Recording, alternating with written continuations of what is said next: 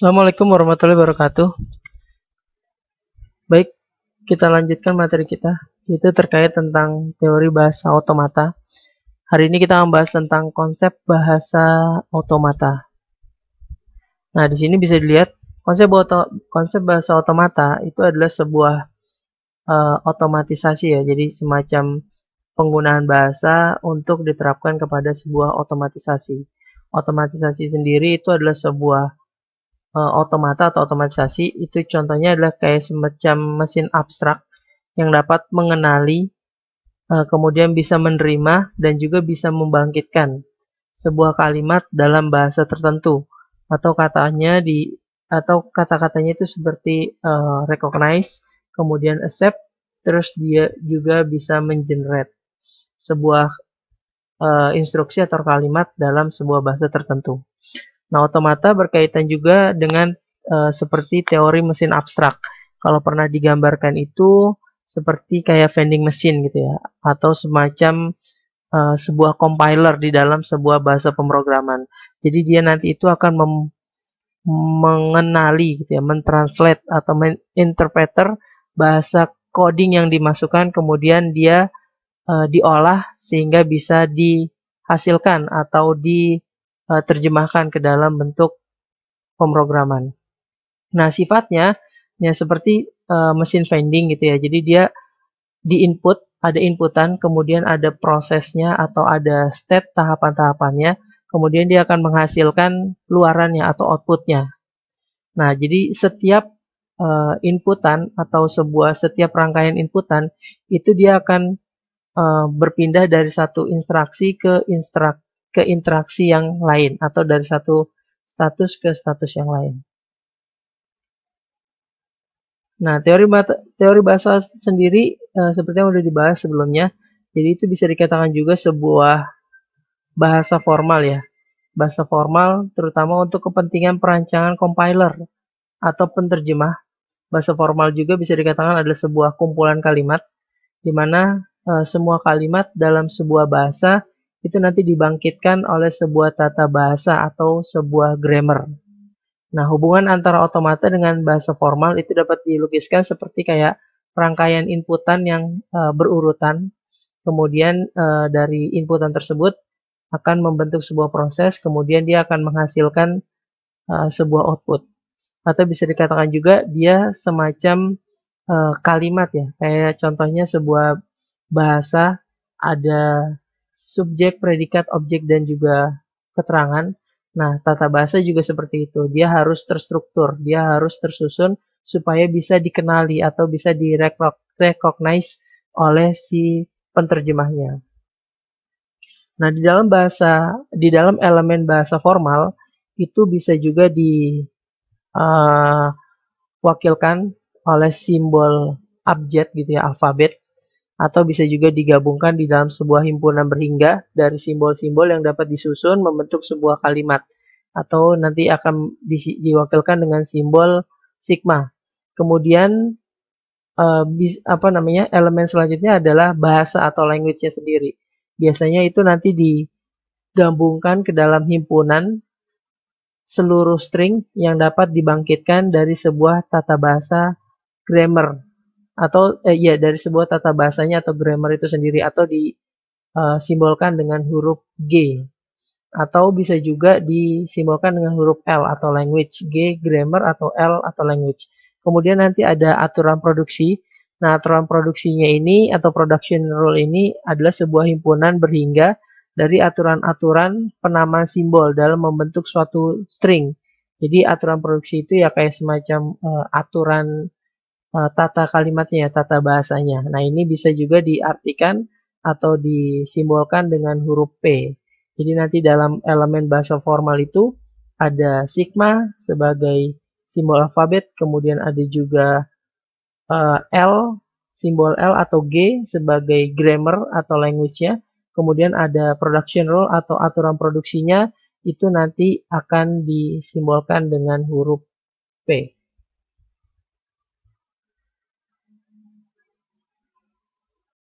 Didefinisikan secara formal sebagai kumpulan dari himpunan-himpunan variabel, simbol-simbol terminal, simbol awal yang dibatasi oleh aturan-aturan produksi.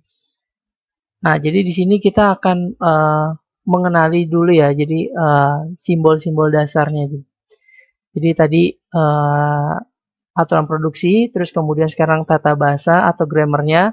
Nah, terus kemudian nanti ada juga string atau kalimatnya. Nah, string itu adalah deretan yang berhingga. Nah, yang tersusun terdiri dari simbol-simbol terminal. Nah, terus kemudian juga ada sentensial atau juga string yang tersusun atas simbol-simbol terminal dan juga simbol-simbol non-terminal atau campuran keduanya. Nah, kalimat merupakan sebuah sentensial, tapi belum tentu dia sebuah string. Ya, jadi bisa jadi gabungan sentensial itu gabungan antara simbol terminal dan juga simbol non-terminal. Sedangkan kalau string itu adalah hanya simbol-simbol terminal aja. Kemudian juga ada istilah derivasi. Derivasi itu adalah proses pembentukan dari sebuah kalimat atau sebuah sentensial yang disebut juga dengan sebuah derivasi. Contohnya misalkan di sini ada alfa menghasilkan beta gitu ya, dengan simbol alfa dia menghasilkan beta dibacanya. Kemudian selanjutnya ada juga simbol terminal. Simbol terminal ini pengertian terminal itu berasal dari kata terminate atau terminal ya, berakhir artinya. Nah, di sini maksudnya adalah sebuah derivasi itu berakhir jika sentensial yang dihasilkan atau kalimat yang dihasilkan adalah sebuah kalimat. Maksudnya jika sentensial yang dihasilkan adalah sebuah kalimat gitu. Tadi kan sentensial kan gabungan antara terminal dan non-terminal. Nah, sebuah kalimat sendiri itu tersusun atas simbol-simbol terminal aja. Nah, simbol terminal adalah simbol yang tidak dapat diturunkan lagi artinya. Jadi terminate, terakhir. Udah nggak bisa diturunkan lagi. Nah, simbol terminal antara lain itu adalah huruf kecil, awalan alfabet, misalkan A, B, C, ya pokoknya huruf kecil. Kemudian bisa juga simbol operator aritmatika gitu, ada plus, minus, dan kali. Terus kemudian ada simbol tanda baca juga, kurung besar, kurung tutup, titik koma. Bisa juga string yang tercetak tebal, contohnya misalkan if, then, and else gitu ya. Nah, itu bisa juga dikatakan sebuah simbol terminal. Nah, kemudian ada juga simbol non-terminal. Nah, ini simbol non-terminal artinya non-terminate, artinya belum berakhir, masih bisa diturunkan lagi. Maksudnya derivasi itu dia ya masih bisa diturunkan, ada penurunannya. Jadi simbol variabel atau non-terminal adalah simbol yang masih bisa diturunkan. Jadi kata lainnya adalah sebuah variabel ya. Nah, simbol dari sebuah variabel atau non-terminal itu bisa menggunakan huruf besar, awalan alfabet, misalkan A besar, B, C, pokoknya huruf besar. Kemudian juga bisa sebagai simbol S yang diartikan sebagai simbol awal. Kemudian bisa juga sebuah string yang tercetak miring. Contohnya misalkan sebuah tulisan gitu yang dicetak miring. Nah, terus biasanya huruf besar akhiran alfabet itu dia akan melambangkan simbol terminal atau non-terminal. Jadi bisa digunakan juga ya tadi ya, huruf awalan atau huruf akhiran, yang penting dia huruf besar. X, Y, Z gitu misalkan. Nah, sedangkan huruf kecil akhiran alfabet itu dia melambangkan string yang tersusun atas simbol-simbol terminal. Jadi yang huruf besar itu non-terminal, yang kecil-kecil itu simbol terminal. Nah, bisa juga menggunakan huruf Yunani melambangkan string tersusun atau simbol-simbol terminal atau simbol-simbol non-terminal atau campuran keduanya. Misalkan A, B, dan G gitu misalkan. Jadi pokoknya intinya huruf besar itu non-terminal artinya bisa diturunkan lagi, sedangkan alfabet huruf kecil itu dia terminal artinya sudah tidak bisa diturunkan lagi. Nah, itu simbol yang digunakan. Kemudian nanti selanjutnya ada simbol-simbol yang lain, antara lain itu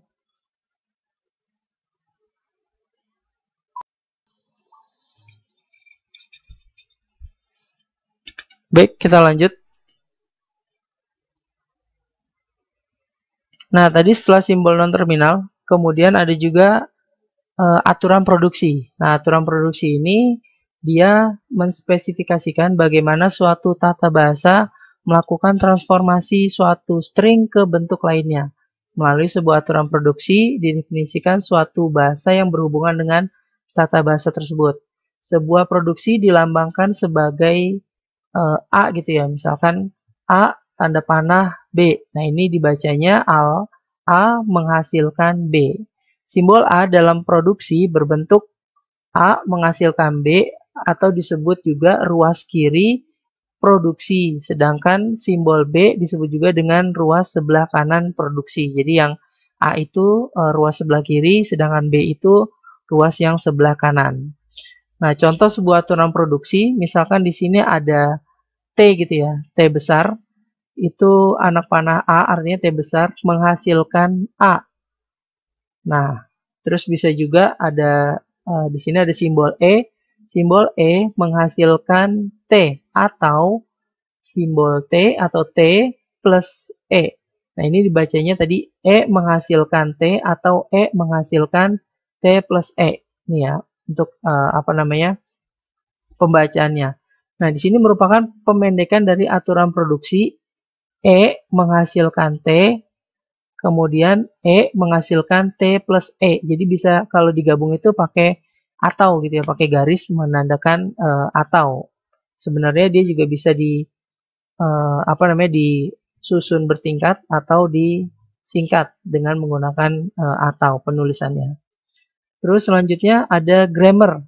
Nah, grammar ini tadi ya, simbolnya itu kan G. Jadi sebuah tata bahasa grammar itu didefinisikan sebagai tapel 4 atau himpunan yang berisi 4 himpunan. Nah, biasanya grammar itu di dalamnya ada himpunan sigma, terus kemudian ada N, ada S, dan juga ada P. Nah, apa aja itu? Yang pertama sigma. Sigma ini merupakan himpunan berhingga dari simbol-simbol abjad alfabet atau simbol vokabulari. Nah, simbol-simbol elemen dan juga rangkaian-rangkaian simbol yang terdiri dari elemen sigma dinamakan juga dengan simbol terminal tadi ya. Jadi sigma itu himpunan dari simbol terminal. Nah, simbol terminal tadi lambangnya adalah huruf kecil atau abjad. Jadi bisa pakai huruf kecil atau bisa juga pakai number gitu ya, bisa 0, 1, 2 dan seterusnya. Nah, terus kemudian ada juga himpunan N, simbol N. Nah, himpunan ini adalah himpunan berhingga dari simbol-simbol yang disebut sebagai non-terminal tadi ya. Jadi kalau terminalnya tadi pakai sigma, non-terminalnya ini pakai N. Yaitu simbol-simbol yang dapat digantikan oleh simbol yang lain. Jadi kalau terminal itu non-terminal itu dia bisa digantikan oleh simbol yang lain. Kemudian ada juga simbol S. Simbol S ini dia sebuah simbol yang dinamakan dengan simbol awal atau start simbol. Kemudian ada simbol P. Simbol P ini yang membuat aturan produksinya. Jadi aturan produksi dia ekspresinya dapat dituliskan sebagai A menghasilkan B gitu ya. Nah, itu himpunannya adalah himpunan P. Nah, terus kemudian di sini ada hierarki Chomsky.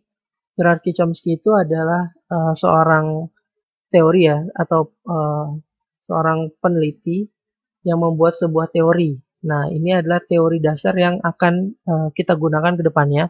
Dia membagi klasifikasi bahasa itu menjadi 4, yaitu ada bahasa reguler, kemudian juga ada bahasa free context, ada bahasa konteks sensitif, dan juga ada bahasa natural language. Nah, ini dia mengklasifikasikan tingkatan bahasa itu menjadi 4. Nah, di sini setiap bahasa ada mesin otomatisasinya sendiri atau mesin pengenalnya.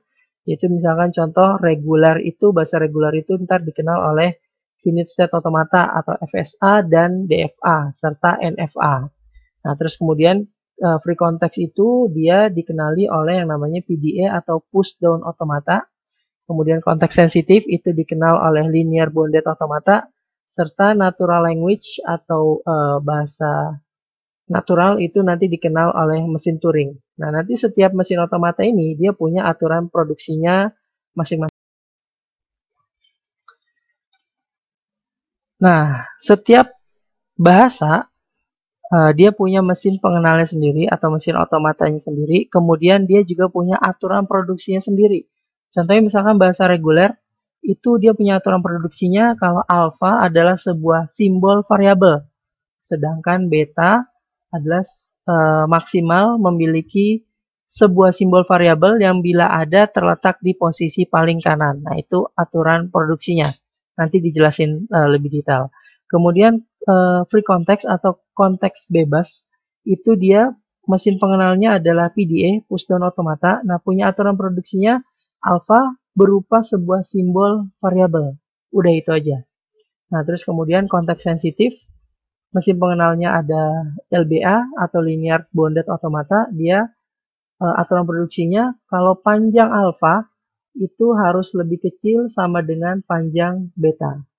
Nah, sedangkan natural language atau mesin otomatanya adalah mesin Turing itu nggak punya aturan khusus atau tidak ada batasannya.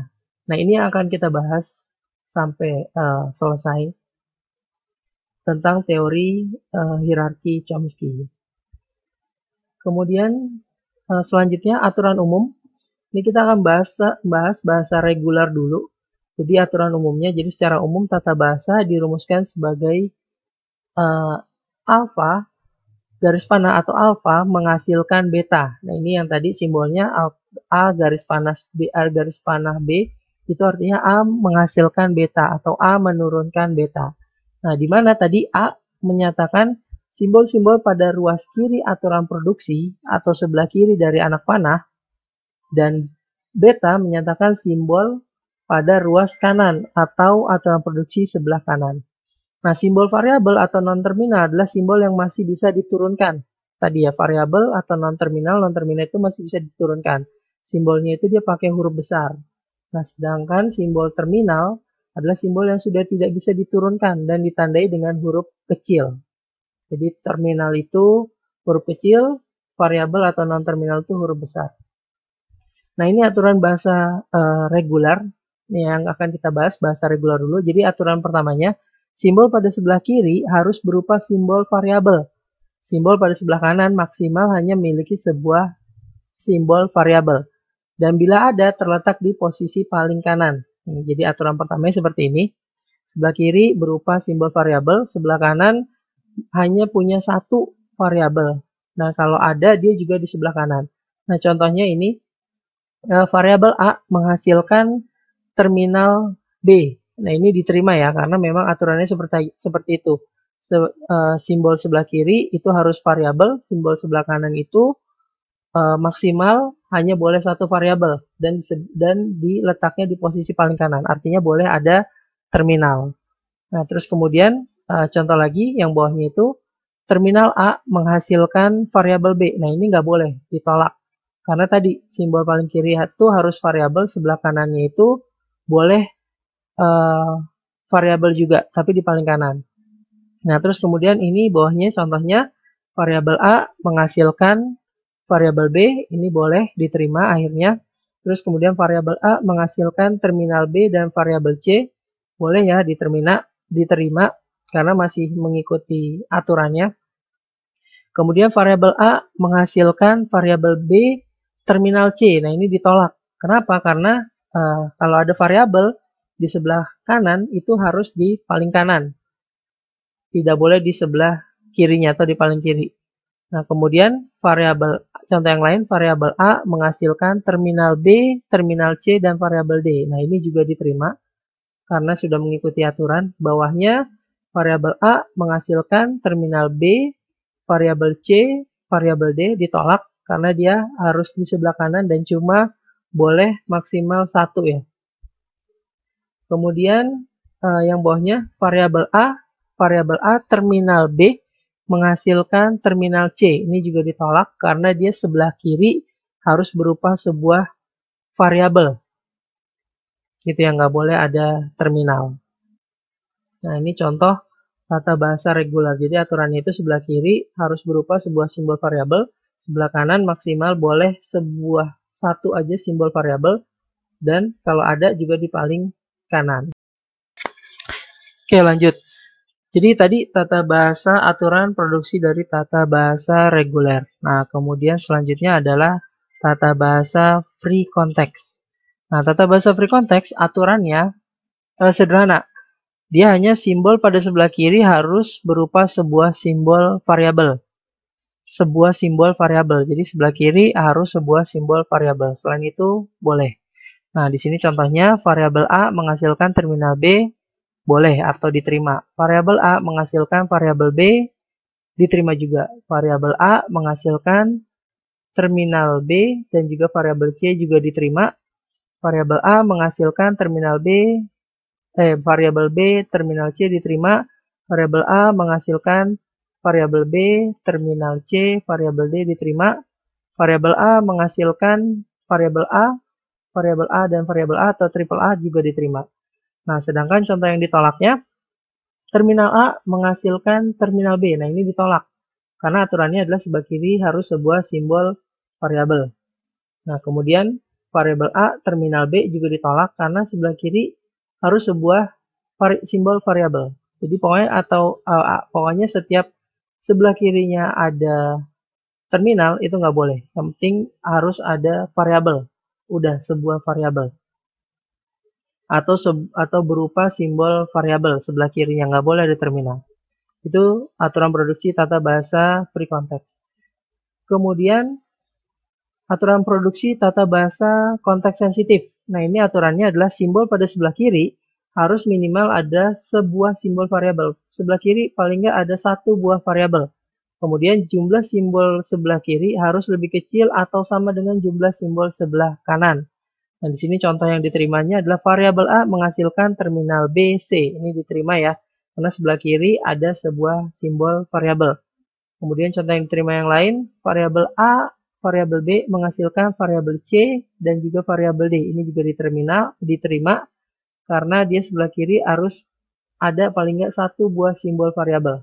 Terus juga jumlahnya harus sama dengan lebih kecil atau sama dengan jumlah simbol sebelah kanan.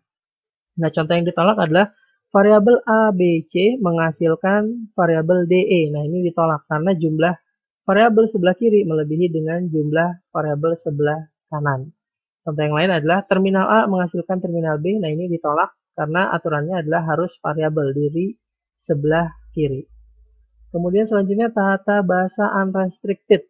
Nah, ini tata bahasa unrestricted ini aturannya adalah simbol pada sebelah kiri harus minimal ada sebuah simbol variabel. Jadi aturannya adalah paling kiri paling nggak ada satu variabel. Lebih dari itu bebas. Nah, di sini aturan yang diterima, contohnya misalkan ada variabel A, terminal B, C, D, E, F menghasilkan terminal G. Nah, ini diterima. Nah, contoh variabel yang ditolaknya adalah misalkan contoh yang ditolaknya tata bahasanya, contohnya misalkan ada terminal A, B, C, D, F menghasilkan variabel G, H, I, J, K, L. Nah, ini ditolak karena simbol sebelah kiri itu tidak ada sebuah simbol variabel. Karena harus ada variabelnya. Oke, baik. Mungkin itu sampai di sini dulu materinya. Jadi nanti selanjutnya adalah kalian kerjakan soal tugasnya ya. Kemudian dikumpulkan. Sampai di sini dulu materinya. Terima kasih. Assalamualaikum warahmatullahi wabarakatuh.